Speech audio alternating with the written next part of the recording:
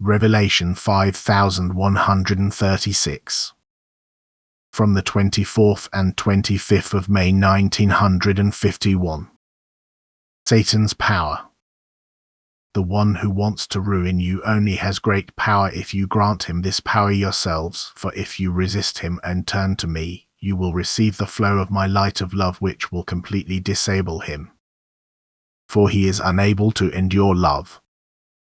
And one day, when his time has come, love will conquer him too. Satan truly constantly endeavors to captivate, to eternally dominate everything that had emerged through his will, but nevertheless with my strength.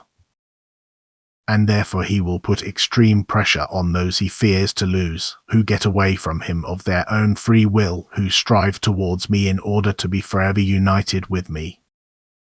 He will spare no means to influence these souls. He will cause confusion wherever possible. He will always be present where my own congregate. He will try to enter their thoughts in order to transfer his will onto them, even though he realizes that he has lost control over these souls.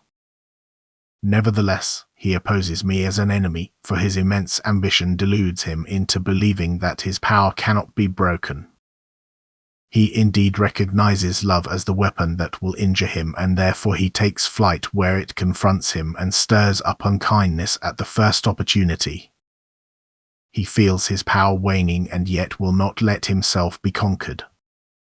For this reason his activity is usually instantly recognizable, because his method is always such that it will cause enmity between people who like each other, so that confusion arises where clarity used to be. And the fault is always due to people themselves, that their minor unkindness lends Satan a finger and he tries to take the whole hand, that is, he spurs people into ever greater heartlessness. He has great power, but only where it is granted to him. Because you humans do not use the weapon against him which will render him powerless. Because you do not practice love sufficiently. Because your selfish love is still predominant, which offers him a welcome opportunity. You do not recognize him when he crosses your path. You are short-sighted and you consider him your friend and trust him. He is not your friend as long as he is still my adversary. And he remains my adversary as long as he is without love. He has to be feared as long as you are without love yourselves, for in that case you belong to him and are still very distant from me. But if your spark of love has been kindled in you, then you will loosen the bond yourselves, then you will change your Lord, you will unite with me, and then he will have lost all power over you. Therefore you who became my own due to your will, which strives towards me and rejects him, need not fear him.